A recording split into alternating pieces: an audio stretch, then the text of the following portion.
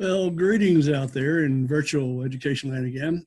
So I'm sending this video, obviously from my living room, like a lot of places. You get to see a lot of people get to check out their face from bottom up and check out the ceilings of the living room. So that means there might be some occasional noise and movement in the background, and that's the way it goes. So let's start off. Let me pray for you first.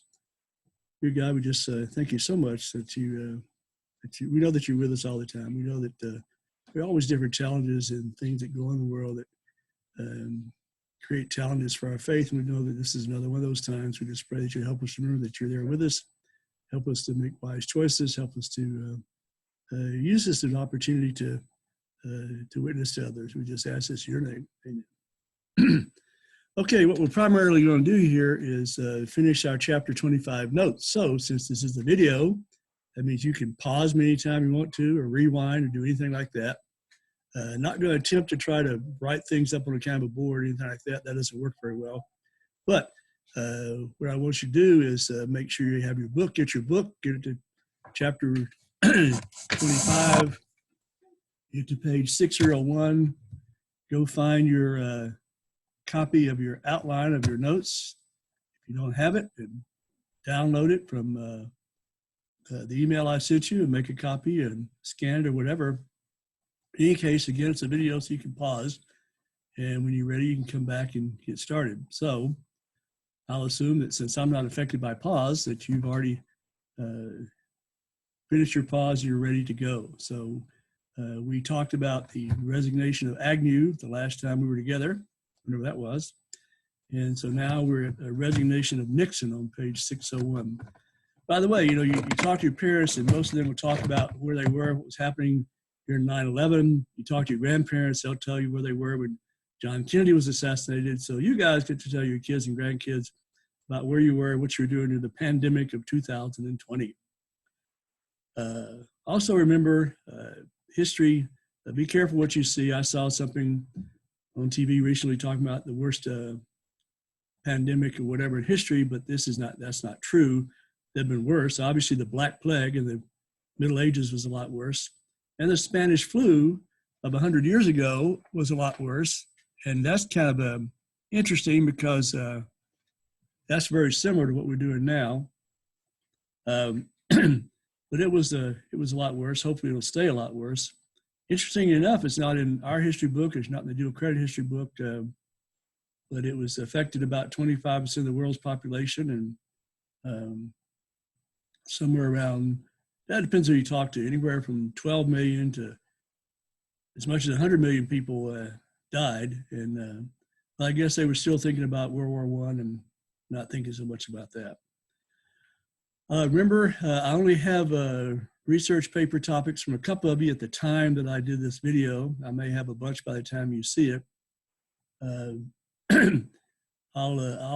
go ahead and send it out, and we won't take a test for sure until next week sometime. But we may do this in two segments. We'll see just how long it goes. So if I do it in one, doesn't matter. Again, you can stop it, start it however you want it.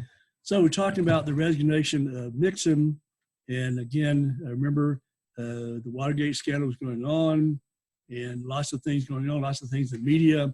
But after Agnew's resignation, that time nothing has really come forward to completely, absolutely nail Nixon to what was going on. But that changed in the middle of 1973 when a White House aide revealed to some media person that the president, like some other presidents before him, had a secret recording system in the Oval Office that taped everything that took place there.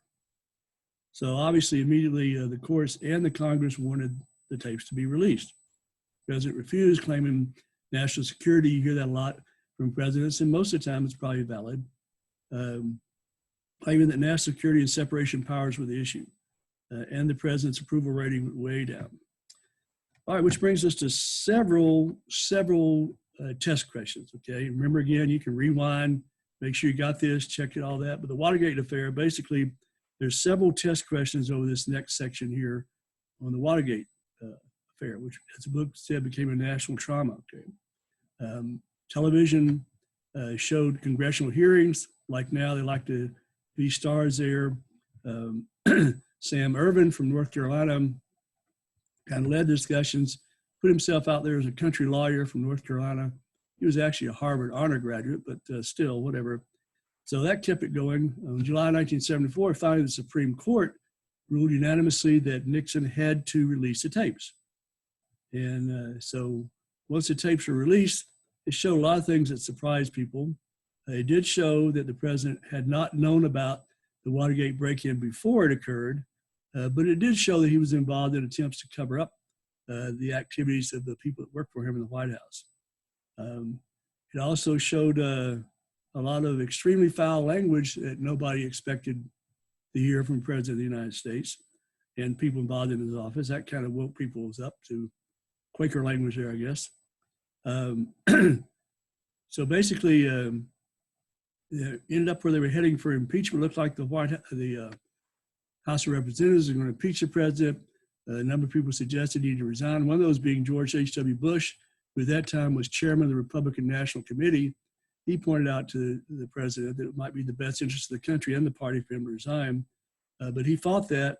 But when it finally reached a point where it was obvious that the House was going to impeach, and that if it went to trial in the Senate, most likely the Democrat-controlled both houses of Congress, then he would have been certainly actually kicked out of office. So Richard Nixon resigned on August 9th, 1974, became the first president, and so far, the only president to resign from office. So basically, so who's president now? Well, remember Agnew had resigned, and under the new constitutional amendment, the president had appointed Gerald Ford from Michigan as vice president. That was approved by Congress, and so now that made Ford the president. And he took off with most people being happy about that. He had a reputation as being a decent, honest man, not like Nixon. And so people were pretty happy about that. But here's another test question. Then after just a month in office, his popularity went way downhill when he announced his decision to pardon Richard Nixon, full pardon to the president for any crimes he might have committed while in office. And that upset a lot of people. And I would tell you, it upset me at the time. I have since changed my viewpoint, but at that time it did kind of upset me. It was especially coming after the issue with Lieutenant Calley in Vietnam, when he was convicted for his actual crimes that he did there, but none of his superiors who knew about it were. There was a incident of a ship, the Pueblo, where again, lower people were convicted, but upper people were not. Nixon had lots of his subordinates going to prison, and so it seemed kind of unfair that the big guy would not be in prison when his subordinates were. And so I was pretty upset about it. And that would even affect my decisions about what to do later about when Ford ran for re-election. Eventually, though, I figured out that Ford made the right decision. His decision was based on the idea that if we put a president on trial, an ex-president on trial, that would be a big national thing. That would be basically take everybody's attention for a long time and not be very good for the country. It was better just to let him go. And so in reality, in perspective, I agree that Ford made the right decision. But again, at the time, as a 30-year-old, I had trouble seeing things that way. So, so basically, in any case, he became the first president to resign. And so now Ford is basically become very unpopular very quickly. Basically, it was probably the right thing to do, but politically it created problems for him. And as I said, many people like me were upset about it. And so his party went away. So now, get into more test questions. So now Ford's in office. He's got several obstacles he faces. One, of course, is a pardon. But one was the fact that he was actually the nation's very first unelected president. That's a good test question for you. The nation's first unelected president. Remember, when vice presidents succeed the president in office, at least they were elected as vice president. So he had never been elected as vice president. He'd been appointed. And so he's an unelected president. Second thing was people's perception, backed up by the media, of Ford started to kind of go downhill, despite the fact that he was a star center for the University of Michigan football team. And the book doesn't tell you, but he was also an All-American. So star college athlete, in spite of that, people started questioning his athletic ability. He tripped coming off of an airplane. Hey, that happens. People trip. He hit a few people with golf balls. All those kind of indicating he was clumsy. The reality is, he wasn't. The next test question then would be his biggest obstacle, though, was Congress, okay? As we already mentioned, Nixon resigned because he was facing a Democratic-controlled Congress, both houses. Ford is still there as a Republican president. He's still facing the fact that he's dealing with both houses of Congress being Democratic. So Ford's biggest weapon, this is another test question, Ford's biggest weapon against Congress, of course, was a veto. He vetoed 61 bills in less than 3 years to try to hold down government spending. Congress was trying to do a lot of spending, and it was a rough time with inflation and trying to protect the power of the presidency. Sorry about that. But out of the 61 vetoes, Congress had enough power to overrule 12 of his vetoes, the largest number of overrides since Andrew Johnson in the aftermath of the Civil War. Basically, and then other things happened that just had nothing to do with him in 1975. We basically faced the end of Vietnam officially as Southeast Asia, Cambodia, and Laos all became communist, and the economy was still struggling. We were still in this stagflation thing where basically we got inflation, but things are not that good. All right, if you look on your outline, the next big major topic is domestic difficulties. In your book, that's page 602. Okay? And into another test question. So basically, in spite of all the issues we talked about in the 60s with the civil rights issues, the Vietnam War, the counterculture, all those things going on, in spite of that, the 60s have been a fairly prosperous era, okay? In the 1970s, with basically as a result of the 60s, inflation, all those things led to our biggest concern being economic conditions. And basically, also the civil rights issues, which were valid in the 60s, had led other groups to start pushing for their rights, some of which were valid, some of which were not. So let's look at the economic issues first, the economic woes on your outline, the energy crisis, and a couple of test questions again. In October 1973, Egypt and Syria attacked Israel. And as generally have done, we supported Israel against the Arabs, okay? So that's another test question. So in retaliation, I think one of my dual credit students is doing his research paper on this. In retaliation, the oil-producing nations, the Arab nations who are a member of something called OPEC. I think that's on your outline.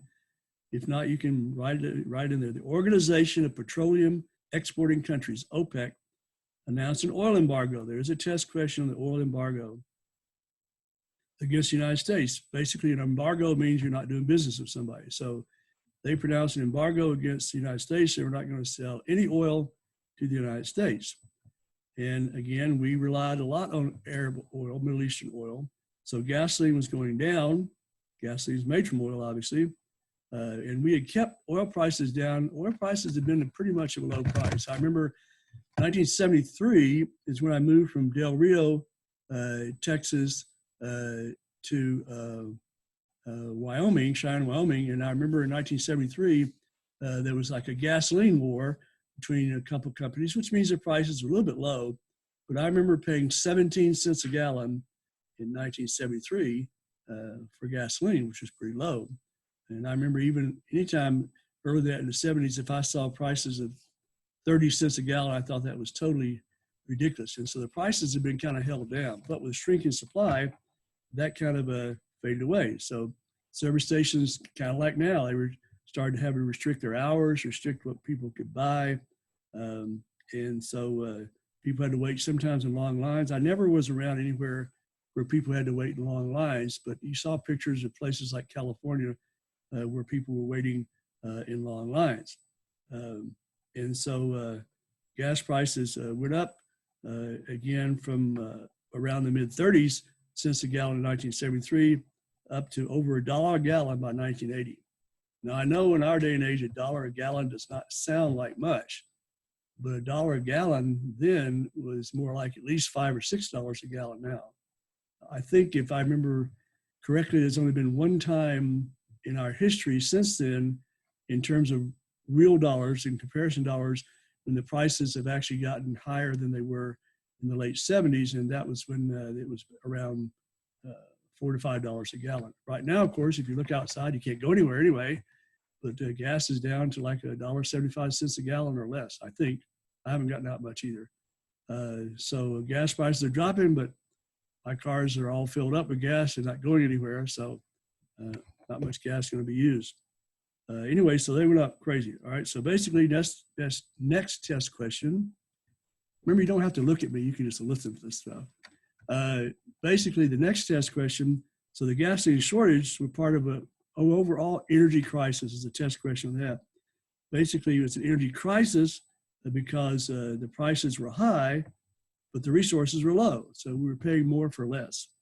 Until the 70s, pretty much in our country, we had never given much thought to not having enough gasoline and oil. We just always assumed it was going to be there. It always been there. When I was your age, I'd take $1 and go out and fill out the family car, fill up the gas in the family car with $1. That was plenty of gas to last me a long time. So now we begin to realize that our energy sources were not a inexhaustible pile. There was limits there. And even when the Arabs finally lifted the oil embargo, they still increased their oil prices 400%, okay, which made prices go even higher. So related to this, is the next topic, which should be on your outline, should be a test question, was the environmental movement, okay? That was a big concern that maybe industrial stuff was creating problems in the Earth's atmosphere. Beginning in the 1960s, they started wondering about pollution of water, and about pollution of the air, particularly from automobiles dumping lots of stuff in the air. I remember an old protest song from the era said, "Fish gotta swim and birds gotta fly, but they don't last long if they try." And so that was kind of what came out of that environmental movement. So Congress started passing some laws to try to deal with pollution. They created the Environmental Protection Agency, the EPA, which you hear about now, in 1970, to oversee what was called the Clean Air Act of 1970 and the Clean Water Act of 1977, where they also amended the Clean Air Act. Both of them gave Congress the power to control air and water pollution. So next test question, make sure this is in your notes. So these actions did actually help reduce the pollution of the environment, but they also increased the demand on energy's resources, okay? Cars were required to add emission control devices, which reduce fuel efficiency. They reduce pollution, but reduce fuel efficiency, reduce power. Okay, and I can remember that. That had started earlier. My first car when I got as a senior in college was in 1967. MGB in 1968, they were required to meet pollution control requirements, and the horsepower went way down. And obviously, therefore, the fuel efficiency went way down. So lots of things about that. All right, that leads us to stagflation on your outline. It's another test question, okay? So I already talked about that. You have inflation, which means prices are high, but you also have high unemployment, which means there's not many jobs out there. Well, normally, high inflation is related to issues of a strong economy, okay? And we'll talk about that next year in economics, or we'll watch it on videos if we're still doing that. So normally, if inflation is high, unemployment's low. If unemployment's high, inflation's low. But in the 1970s, we experienced a combination of both. We experienced a combination of high inflation. At the same time, we had high unemployment. And somebody came up with the term stagflation to name that. So why stagflation? Well, probably three main factors contributed to stagflation. First, it was already mentioned, the energy crisis had created a scarce of lots of products like oil and stuff, and also prices went up. Secondly, President Johnson, with the combination of the war on poverty and the Great Society, along with The Vietnam War, which he did without raising taxes, had created a big debt there as well. And the third, and this is probably the most complicated one at least, and this is another test question, was we decided to abandon the gold standard for currency. Now, the gold standard, your paper money, you have a dollar bill, you can in theory take that to the government and ask for $1 worth of gold. And so all the money that we had was backed by gold. So we had made the decision to abandon that, okay? After World War II to 1971, we had promised people that they could do that. They could redeem any American currency at $35 an ounce. We had stopped allowing Americans to redeem their money in 1933, but we'd allowed other, foreign powers to do that till 1971. At that time, we were exporting more goods than we were importing, which is a positive thing. That's what you usually want. You want to be selling more stuff than you're buying. And so that was okay, because we were coming out ahead. But in 1971, we suffered our first trade deficit. There's another test question for you. Should be on your outline. Our first trade deficit since the 1890s. First trade deficit since the 1890s. Basically, we were now importing more goods than we were exporting. So foreign investors, mostly in Europe, now had lots of American currency because we were buying so much from them. And so they started exchanging that for gold. That's another test question for you. So they started exchanging that for gold. Well, we really didn't have that much gold, okay? We had our gold reserves at Fort Knox and other places. And so with the possibility that foreign powers could essentially take all our gold away from us, President Nixon stopped redeeming gold for currency. He basically went off the gold standard as a term that's used. And there's a test question there. So as a result, the only thing that backed our currency was our promise. That's what's called fiat money. It has nothing to do with Italian motor cars, but it's spelled the same way. Fiat money, F-I-A-T. Again, we'll talk about that next year. Fiat money, where money's only worth what everybody agrees it's worth. You get right down to it. A dime may have more actual value than a penny, but a $100 bill has no more actual value than a $1 bill if you try to trade the paper in for money unless we agree that it means more.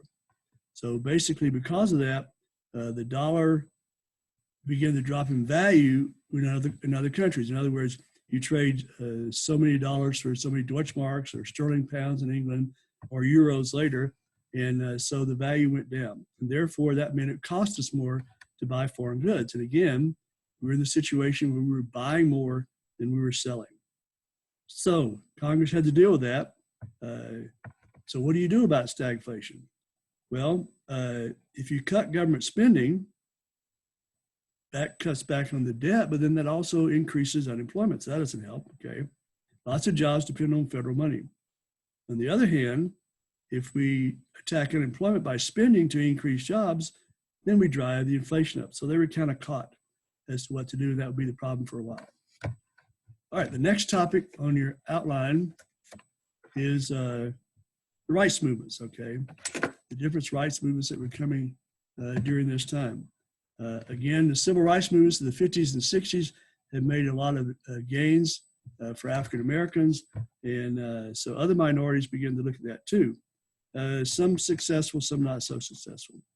The American Indians, for example, held protests. They started talking about red power as opposed to black power, and they had big issues. They had an extremely high rate of unemployment and lower life expectancy. Some of the rights movements were legitimate, okay? Obviously, one of the worst was the gay rights movement, which began in which homosexuals tried to remove legal restrictions to their immoral lifestyle and to get recognition for homosexual marriages so they could adopt kids and things like that. And of course, nothing happened there until recently, as you know. Probably the biggest and most influential movement in the 1970s was the women's rights movement. Again, women obviously are not technically a minority. Actually, they're a majority. They still were discriminated against in a lot of different ways. The people who advocated women's rights were called feminists. And they basically pushed the idea that, equal pay for equal work, all these things sounded fair. And so there were lots of supports for that. But it was complicated because within that movement, which made a lot of sense, there were people pushing for stuff that didn't make so much sense. The radicals were called the Women's Liberation Movement, or Women's Lib. And they basically saw marriage as a form of slavery in which women did demeaning work as homemakers and mothers. And so to get equality, as they visioned equality, they pushed they pushed a platform that included a lot of immorality, like free love. Marriage is slavery, okay? So we shouldn't have marriage, just have sex with whoever and whenever you want to, okay? Easier divorce laws, recognition of lesbian marriages as being legal, and more than anything else, abortion on demand, the right to their body, okay? And so that was a big thing. State laws for a long time had put a restriction on abortion or even prohibited in many cases. So here's your big test question. Should be on your notes, okay, on your outline. So in the landmark case of Roe versus Wade in 1973, and unfortunately as Texans, we have to suck it up and realize that's our fault. That was actually a Texas case. Jane Roe was a pseudonym, a fake name for the woman who had done that, and she was suing against Wade. Ms. Wade was the district attorney for Dallas County, and Dallas County had outlawed abortions. And so Roe v. Wade was actually a Texas-generated case that went all the way to the Supreme Court.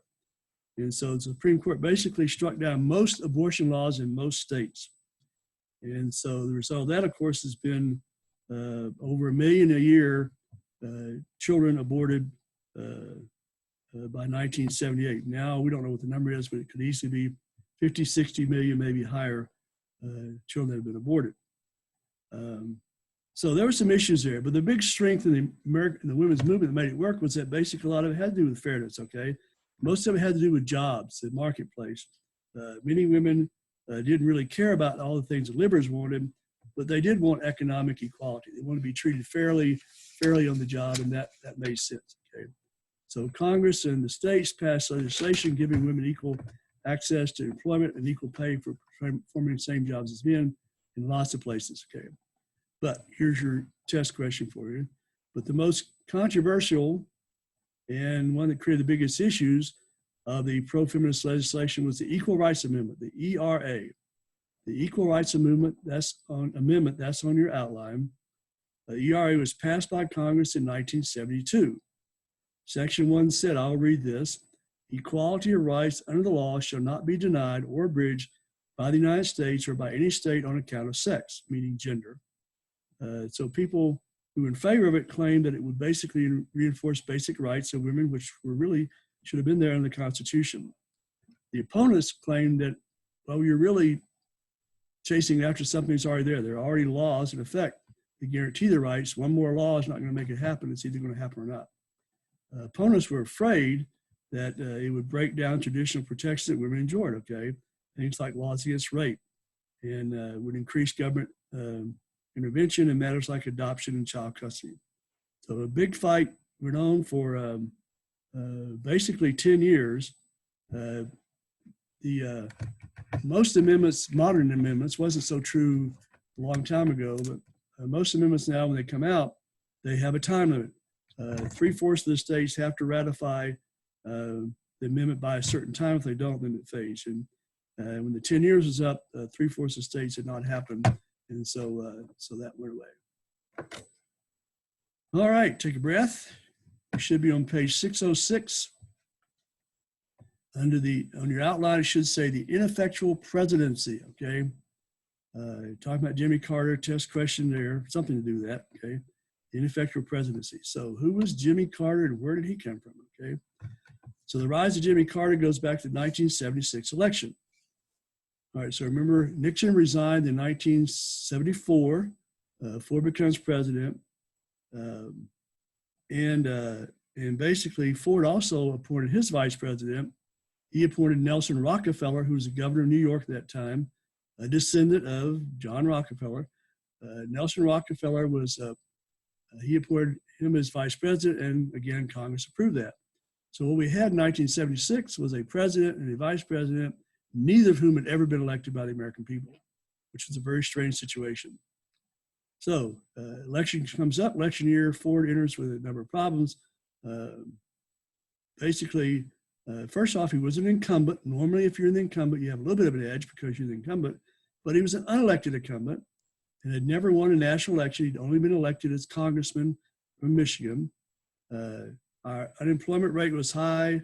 He had pardoned Nixon. People still not forgot that. And still people thought of him as a bumpkin who couldn't walk down steps or hit a golf ball correctly. It's fine with me. I don't think I could hit a golf ball as far and hit somebody in the stands anyway. And so not everybody in the party wanted him either, okay? Ronald Reagan, former actor, TV host and all that, had actually been governor of California, and he was a big hero to the conservatives. You remember he had tried to run earlier and not succeeded. And so he was basically the hero of the conservative part of the party. And so they challenged the president in the primaries. Again, they didn't feel bad about that because he wasn't elected by them. President Ford was renominated, but only by a narrow margin. The Democrats, of course, ran an unusual candidate too. His name was Jimmy Carter. Test questions here. Jimmy Carter, basically, book is not really clear on this, but Jimmy Carter was he was a peanut farmer. However, he also was an Annapolis graduate. He's our only Naval Academy graduate. We've had 2 West Point graduates. We've had 1 Naval Academy graduate still hanging on to find the first Air Force Academy graduate, but he's our only Naval Academy graduate. He was basically he was a nuclear engineer from the Naval Academy, and he was part of the beginnings of the nuclear submarines in the United States Navy. Admiral Hyman Rickover, who ran the submarine service, considered him one of its fair-haired boys. He was doing really, really well and zipping along, headed for great things in the Navy. And then his father died. And so he felt compelled. As the older brother, he had a strange younger brother. There's lots of those going around. As the older brother, he felt compelled to resign from the Navy and return to Georgia to take over the family peanut business. Of course, his wife wasn't happy about that. She was happy about marrying some Navy guy that would get her out of Plains, Georgia, so she could leave. And now, 10 years later, she's back.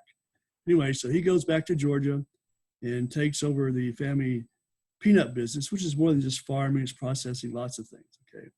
He also had, and during that time, had run for 1 term in the Georgia State Senate, and then he'd been elected as a governor of Georgia for 1 term.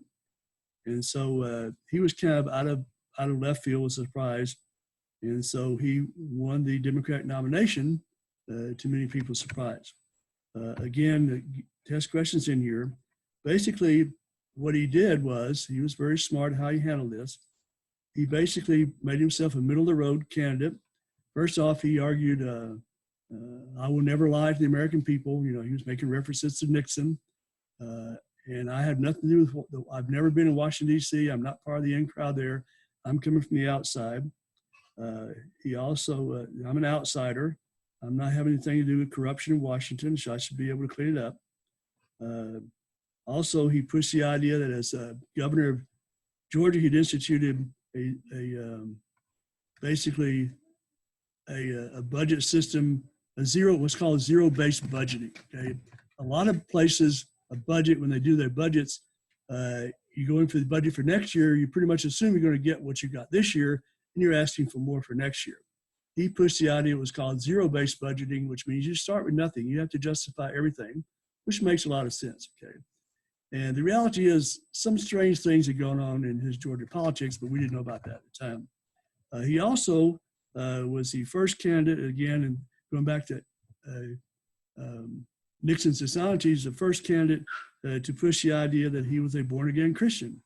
Most of our presidents through the years, regardless of their beliefs, have been relatively quiet about what their religious beliefs were. And so he was the first one to push the idea that I'm a born-again Christian, and I love the American people, and I'm willing to do whatever. I'll never tell a lie. There was a lot of controversy over that. He made some statements that, he made some basically solid biblical statements, which were kind of laughed at. He had an interview in a questionable magazine. I won't even say its name. He had said something about, no, he'd never been unfaithful to his wife, but the Bible said if you look on a woman with lust, that's adultery, and so in that sense, he committed adultery. Well, which makes sense from a biblical worldview, but to a non-biblical worldview, they don't understand So Carter won, but he won narrowly. And I will tell you, I've seen some strange elections in my time, but this is the one where I actually decided in the voting booth who I was going to vote for. I went in there not really knowing what to do. I wasn't happy. I still had the issues with Ford about pardoning Nixon. I wasn't happy about that. I really wasn't happy about Carter. I didn't know what he was, where he was coming from. I was hearing criticisms from both sides I didn't agree with. I thought they were being silly. In the long run, I went in there in the voting booth, made a decision, I'm going to vote for Ford. Then as soon as I stepped out, I thought, oh, maybe I shouldn't have done that. So that was kind of weird. Now, the last couple elections, I've not been wild about either, but at least I knew before I went in who I was going to vote for. So this was a different thing. So, but anyway, narrow win. He had 50.1% of the vote, popular vote, and the Electoral College was 297 to 240, which is really pretty close, the closest since Woodrow Wilson in 1916. All right, that brings us to the section in your notes that says the Carter style, okay? So Carter basically entered office trying to be the people's president.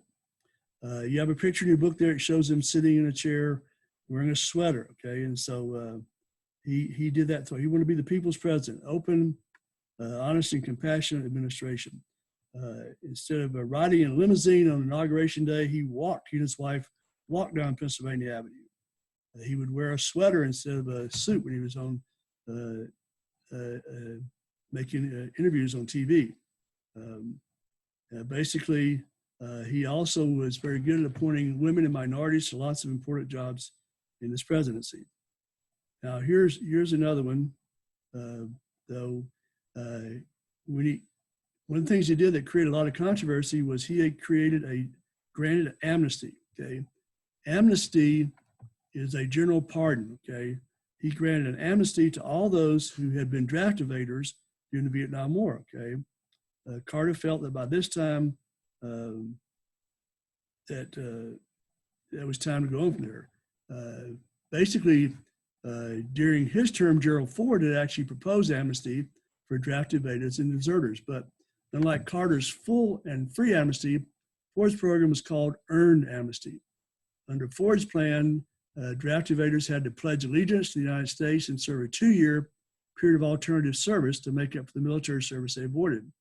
They had to take a pledge of allegiance and serve, if they were a deserter, they had to also take a pledge of allegiance and go back and serve 2 years in the branch of service from which they deserted. They would also receive a clemency discharge, which was not an honorable discharge. It meant they would be ineligible for lots of veterans benefits. Response to that wasn't, most draft evaders and deserters really wanted to be cleared of all wrongdoing. Under Carter's plan, they received full pardon. Deserters were dealt with on a case-by-case basis. Obviously, there was a reaction, especially from veterans who had gone to Vietnam, had fulfilled their obligation. They were upset about that. Carter had negative characteristics as well.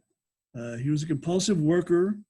He liked to control everything, run everything, know everything going on. And so he ended up getting bogged down with details that should have been handled by somebody else. Also, his claim to fame to get elected was being an outsider. Well, being an outsider created problems in dealing with Congress, okay?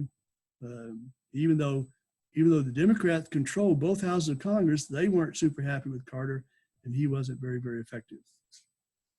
You look at foreign affairs, again, he was trying to have his morality show up as part of what went on in foreign affairs as well, too. Just like Woodrow Wilson had done in the 1910s, he believed that we should be a moral leader in the world. And so his foreign policy is based on what he called human rights, protecting people from being oppressed by different governments. He felt that we should be able to do something there. However, the only people who are going to pay attention to us were friendly nations, those who wanted us to like them. And if the country didn't like us, then they didn't really care. So one of examples of Carter's problems had to do with Nicaragua. Okay. The Central American nation had a dictator, and the dictator was friendly to us, but he still was a dictator, okay? And so we tried to get him to be a better person when it came to human rights, and that didn't work very well. Eventually, the revolutionaries we finally started going along with them, and they basically overthrew the dictator. Afterwards, the government that took over was not a democratic government. It was a Marxist government, and they were just as repressive as the government had been and didn't like us. So we exchanged one type of dictatorship for another type of dictatorship. All right, next thing on your outline there is a Panama Canal Treaty. That was Carter's first big challenge when it came to foreign affairs, had to do with the Panama Canal.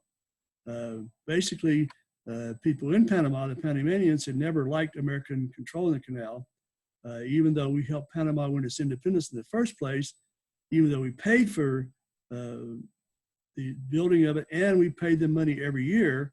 According to the original treaty, it was ours in perpetuity, meaning forever. So the Nixon and Ford administrations had started negotiations on trying to return the control of the canal to Panama, and Carter just made things worse. Carter signed the treaty in 1977, and the Senate ratified the following year by a close vote. And this is another test question. The new treaty basically allowed the United States and Panama to operate the canal jointly into the year 2000. At that time, Panama would take over solely. Treaty created issues. Administration officials, lots of Democrats, even some Republicans, even like Gerald Ford, defended the treaty, but other people weren't happy. The opponents, here's your test question. The opponents of the treaty claimed that the waterway was still extremely important to American interests, and we did not need to hand it over to a government like Panama, which is very unstable. And if you know your history, you know that ultimately, yeah, we ended in prison, the president of Panama, for drug stuff. So there was some valid arguments there. So lots of questions about that. All right, that brings us on your outline to the Camp David Accords, okay, and several test questions, all right. His biggest triumph in dealing with other countries came in the Middle East, okay, test question there. That was what was called the Camp David Accords. The nation of Israel had come into being in 1948, and since 1948, the Arab countries around it had issues with it, okay. Egypt was one of the biggest opponents of Israel, and they were tired of fighting, okay. They'd fought Israel on and off for a long time. They really hadn't gained anything. So in 1978, Carter invites the president of Egypt, Anwar Sadat, and the prime minister of Israel, Menachem Begin, to meet him at Camp David. Remember, Camp David is the presidential retreat in Maryland, I believe. So they were there for almost 2 weeks, and they finally came to an agreement of what was called the Camp David Accords. Again, good test questions, okay? So basically, according to the Camp David Accords, Egypt would recognize Israel. No Arab nation at this time had recognized Israel's right to exist. And so Egypt said that they would recognize Israel's sovereignty and guarantee peace. In return for that, Israel promised to give back the Sinai Peninsula, which they had taken in the Six-Day War in 1967. So the agreement was one of the biggest advances for peace in the Middle East since World War II. Of course, things have gone downhill since then. So one of the results of that, first I'm going to mention a couple of sidelights. Let me mention a little bit about Camp David first. FDR was the first president to use Camp David. He called it Shangri-La, if you remember from the Himalayan mythical land. Eisenhower renamed it Camp David after his grandson. By the way, David Eisenhower eventually married a daughter of Richard Nixon, Tricia, I believe. Anyhow, so what about Sadat? What happened to him? Well, he ended up paying a price for his agreement with the Camp David Accords. Obviously, wasn't happy. Other Arab countries weren't happy. On October 6, 1981, he was assassinated by Muslim extremists. He was in a military review. The assassins jumped out of a military vehicle and opened fire. Sadat was killed along with 8 other people. So that was the price he paid for trying to do peace in the Middle East. All right, next topic on your outline. We're getting close to the end here, and we'll try to finish this in one video setting. A little bit longer than what a class would be, but anyhow, so the Soviet Union, those things went well with Camp David, but not other places, okay? Dealings with the Soviet Union were different. As Nixon and Ford before him, he had pursued what was called détente, meaning French term meaning relaxation of tensions. with the Soviet Union. So Carter decided the way to make this work was the passage of what was called the SALT II Treaty. That's on your outline. SALT II Treaty. SALT stands for Strategic Arms Limitation Talks. Okay, so the SALT II Treaty is called SALT II because SALT I had taken place back much earlier. So SALT II treaties basically came out of talks to limit the number and types of nuclear weaponry each superpower had. The president signed the treaty in June 1979, but the Senate was not happy about it. Conservatives were not happy about that. And then a couple of days before Christmas, all that stuff dropped in the sideline, okay? December 23rd, 1979, any chance that the treaty would have passed faded when things went really bad and the Soviet Union invaded Afghanistan.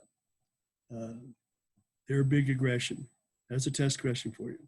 The Soviets claimed they were going there to help the ruler of Afghanistan, who was pro-communist, but he was assassinated and replaced by somebody that went along better with the Soviets. So President Carter was upset about that. He announced an embargo of all sales of grain. The Soviets, the grain is the big thing. The Soviets have got, they rely on the Ukraine for a lot of grain, but they rely on us too, from the days of Khrushchev.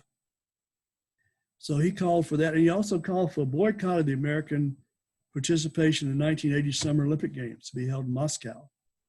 And he also withdrew from the SALT II Treaty, withdrew it from the Senate, and called for a registration of the draft had been discontinued. He called for registration, re-registration of draft. In the State of the Union address from 1980, he proclaimed what he called the Carter Doctrine. That's another test question for you. The Carter Doctrine.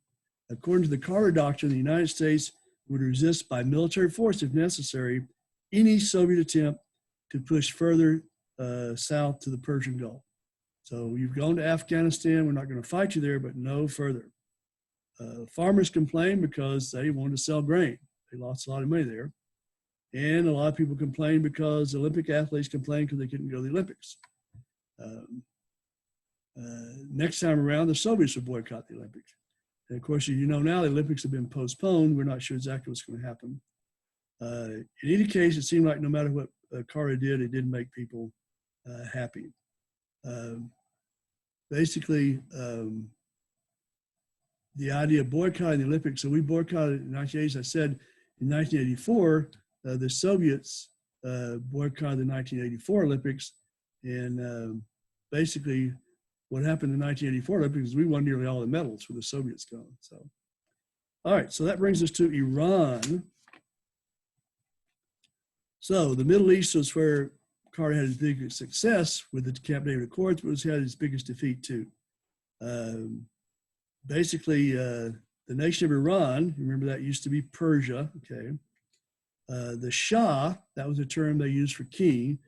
The Shah, or king of that nation, was Mohammad Reza Pahlavi. That's in your outline notes. I'm not going to try to spell that for you. It should be right there either in your book or on your outline or both.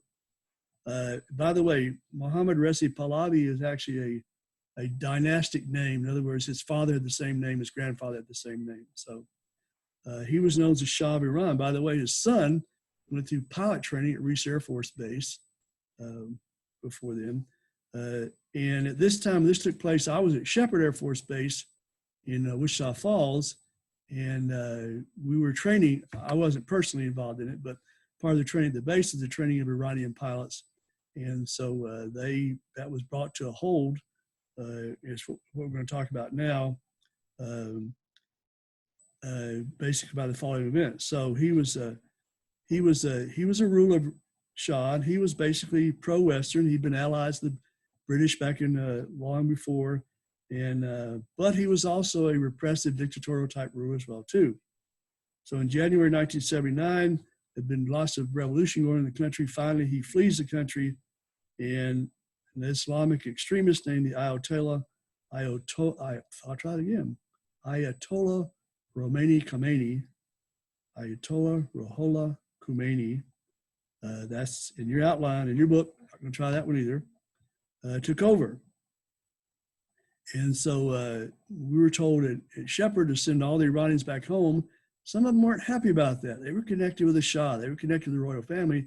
They didn't expect to live through it. They did not want to go, but we told them they had to go anyway. So Khomeini said that basically everyone that was not as zealous as he were, basically the other Arab nations, the Soviet Union, especially what he called the Great Satan in the United States, who supported the Shah, basically he denounced them all. Okay, eventually the Shah was allowed to come to the United States because he had terminal cancer. That enraged the Muslims. They were extremely unhappy about him being here, and so in Tehran, Iran, in November, they took over the American embassy and took 53 Americans hostage. Okay. All right, let's talk about a couple of things here before we go on. So that's going to lead to what was called the Iran hostage situation, which is pretty much going to cost Carter his election. Let's talk about Muslims for a second. There are lots of sects within Islam, just like there's different denominations within Christianity. Most Muslims are Sunni, okay? But 20% of the world's Islamic population and most of Iran's population were Shiite, okay? And the division between Sunnis and Shiites goes back primarily to the death of Muhammad, okay? The Sunnites are followers of the caliphs, okay? The caliphs are the chosen successors of the prophet, who was chosen by the leadership to be the rulers, okay? The Shiites, however, believe that only Muhammad's son-in-law, he didn't have any sons, only Muhammad's son-in-law and those descended from him were true successors of the prophet, okay? The title Ayatollah actually is a Persian for reflection or sign of Allah. The highest title of honor that a Shiite can hold today is the Ayatollah, okay? And the interesting thing in the Middle East is you have countries that are Sunni countries with Sunni leadership. You have countries that are Shiite with Shiite leadership. You have Shiite countries with Sunni leadership. You have Sunni countries with Shiite leadership. There's just all sorts of stuff going on there, but lots of differences in those opinions, okay? The other thing too is there was a movie, I'm having a senior moment here, movie called Argo. Okay, there you go. That's a Ben Affleck movie, which is about some true things that happened we didn't know about for 20, 30 years because of security reasons. But if you want to watch a good movie about some things that actually took place during the Iranian crisis, then watch Argo.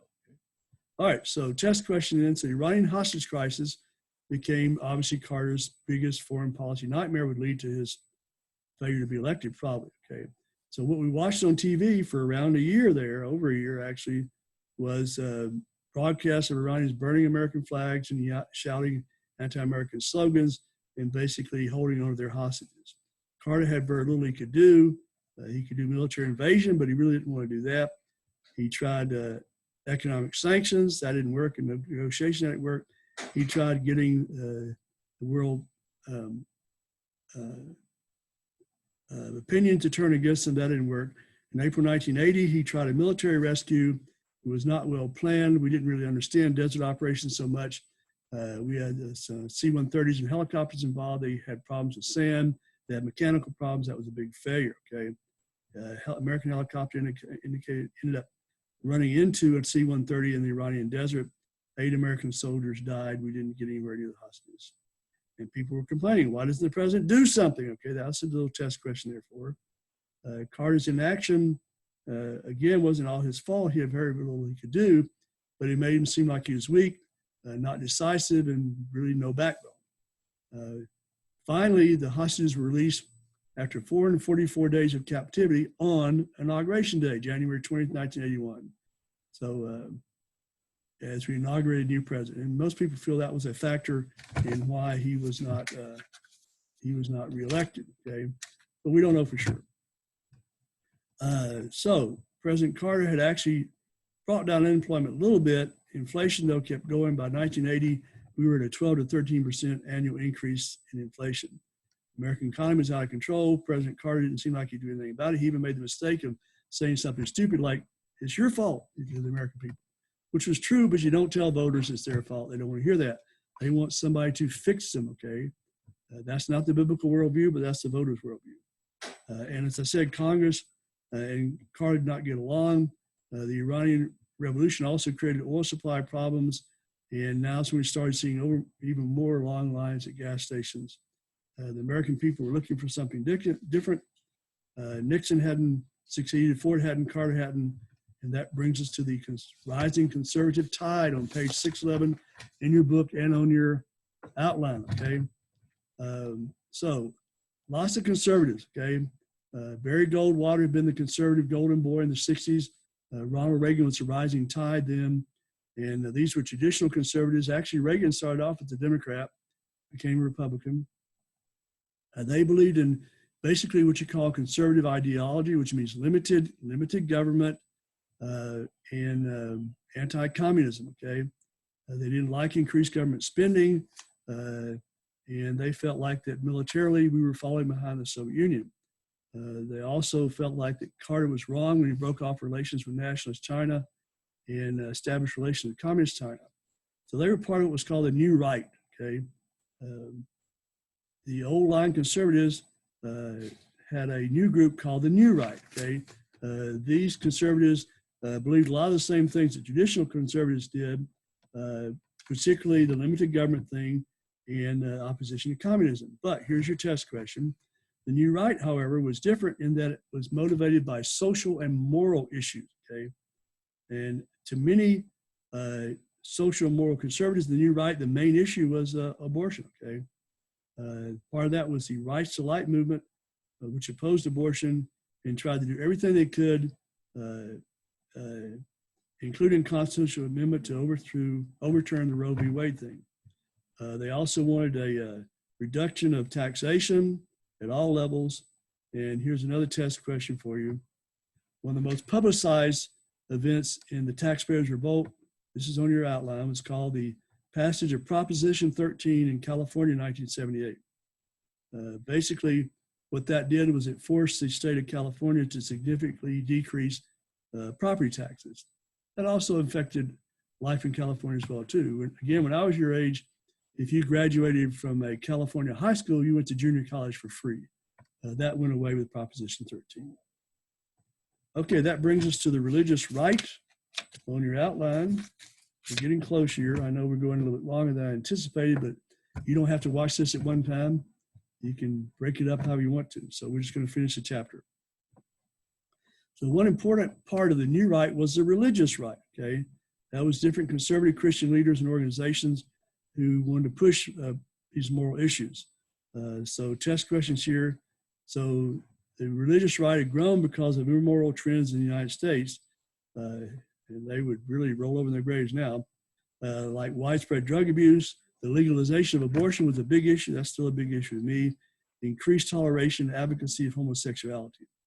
They hope to fix this by political action. As we know from a biblical worldview, as Christians and voters, we have the right to push things, but the reality is revival. That's how things are fixed, okay? They're not fixed politically. So they were hoping to use political action to reestablish traditional standards of morality, okay? They were part of the Christian faith in American history. And some of them were part of what we call the charismatic movements. Charismatic movement tried to motivate Christians to become active politically.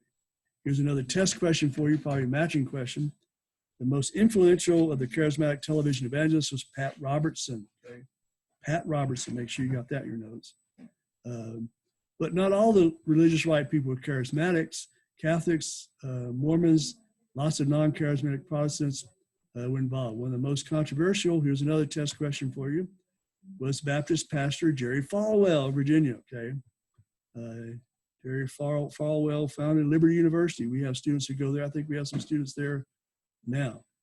He was a Baptist pastor from Virginia. Jerry Falwell, like Pat Robertson, used television to push this cause, and Falwell founded a group called the Moral Majority. So you should know those guys. Pat Robertson, Jerry Falwell, probably matching questions. Falwell created a lot of criticism, though. Another test question for you. Liberals attacked him because they said you're breaking down the separation of church and state by trying to force your religious views on the general public and using religious organizations for political ends, okay? Again, a lot of these people have been quiet when religious things were used for other purposes. Religious right also benefited because more Americans were leaving liberal liberal churches and going to more conservative churches. One of the big fears of the religious right was that we were basically having a government that undercut religious freedoms. Supreme Court decisions against prayer and Bible reading were big examples. Some state and federal authorities began to call for regulation or even closing Christian schools. Religious conservatives thought that was too much power, and so they started to fight back with their dollars and in some cases their ballots. All right, that brings us to the election of 1980, page 614. We get at the end of your outline there. So the nomination of Reagan. So out of this conservatism was the rise of Ronald Reagan, who'd run for president before but not made it. Run for nomination before, not made it. So he was a speaker, he was an actor. He had done lots of television host shows, had been a governor of California, and people believed him, okay, very sincere. And he'd been pushing conservative causes since the 1950s.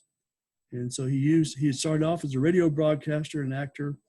And so he used that to call for people to get on board. In 1966, he was elected governor of California by a huge margin, then reelected in 1970, okay? Tried to run for president in 1968, didn't make it. Tried to run in 1976, didn't make it. But by 1980, he was the best known, most popular Republican in the country. So easily won nomination in 1980, and to unify the party, he chose as his vice presidential candidate a political moderate, George H.W. Bush. So what helped him was Carter's problems. That's the bottom of page 615. We're getting close to the end here. Jimmy Carter had a lot more than Reagan to worry about. Carter basically, even though he was conservative, he was actually conservatively from economic point of views. So the Democratic Party, the liberal wing, did not like that. And so liberals pushed for Edward Kennedy, Ted Kennedy, who was another younger brother of John and Robert Kennedy. So you should know who Edward Kennedy is, or Ted Kennedy. And Kennedy pretty soon realized that he didn't have a chance to beat Carter, but he remained in the campaign, okay? And that created issues for Carter, okay? Even after Carter defeated Kennedy, he had another liberal opponent. Here's another test question for you, matching probably. Liberal Republican John Anderson of Illinois thought that both Reagan and Carter were too conservative, and so he announced that he would run as a third-party candidate, as an independent. So John Anderson, know who that is, all right? So campaign, Republicans were pretty much banking on people being upset with Carter, the Democrats, and the Iranian hostage situation was very bad. And here's your test question, but most important was the state of economy, where inflation was still climbing sky high, was dangerously high. Up until the last days of the campaign, the polls predicted a close race. It didn't turn out to be that way. Here's your test question.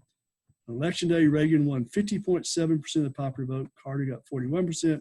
Anderson got 6.6%. Reagan carried most of the state's electoral college. Republicans picked up 12 seats in the Senate. First time that the Republicans in control of the Senate since Eisenhower's first term. House was still in control of the Democrats. All right, that brings us to the end of chapter 25, okay? Again, I'm not in a big rush to give a test. There won't be a test until at least next week, not this week, okay? Hopefully some of you are getting to watch the video, Apollo 13. If you didn't, that's okay. That's fine. Make sure that you are getting your notes ready for a test next week sometime, probably early next week. I'll tell you more about how we do that later. What I'll probably do is basically create a Word document file. The Word document file you can use as an answer sheet, and then I'll do scanned copies of the test, and they'll be inserted as parts of the document, and then you can just take the test and write your answers in, and then I think you should be able to basically write on a Word document I send to you. I'll verify that later. I'm going to try that with another class before I try it with you guys, and that'll be sometime next week. I'll basically, essentially, you'll be emailed the test at a certain time, and then you have to have it done by a certain time. So we'll see how that goes. Otherwise, again, most of you have not given me your topics for your research paper. You're missing opportunities to work on this. Let's get some ideas into me pretty quickly. Or if you don't know what to do, then give me some ideas and remind you that you can do, it doesn't have to be a topic. It can be an individual. I have no problems with you doing an individual. Like, for example, a president just can't be the same president you did your book review on. So I have no problem with biographies. There's lots of individuals out there during this time frame that, you know, are pretty interesting individuals, you know, that you should be able to talk about. So basically, remember topics, anything after World War II up until now. Again, hang in there, do the best you can. You got questions, please let me know. I'll help you deal with that. If you can watch the video, please do that, because there should be a couple of easy grades for you. Otherwise, grades are going to be a little bit hard to come by. I'm not sure what to do about your test corrections. I guess the only thing I can think of there is I guess I can scan your tests, send them back to you individually, because I don't know any other way to get them to you. I can't even have them pick you up in the parking lot or something because they don't want us outside the house. So my best guess now is at some point in time, I'll scan your chapter 24 tests, email them to you, and then you can write down your test corrections and send the test corrections back to me. You won't need to send the test because I have the test. So that's about all I can see right now. Just stay on top of your notes. Make sure you got good notes. The test is going to become very important. Some of y'all did very poorly on the last test, which counts for this quarter. You need to fix that. And again, get those research papers done. That's under your control. That's 100. It counts as 2 tests, okay? There'll be a couple of interim things. At some point in time, I'll ask for your thesis statements to be turned in. At some point in time, I'll ask for your bibliographies to be turned in, just like we did last fall. God bless you and hang in there. Talk to you later. Bye.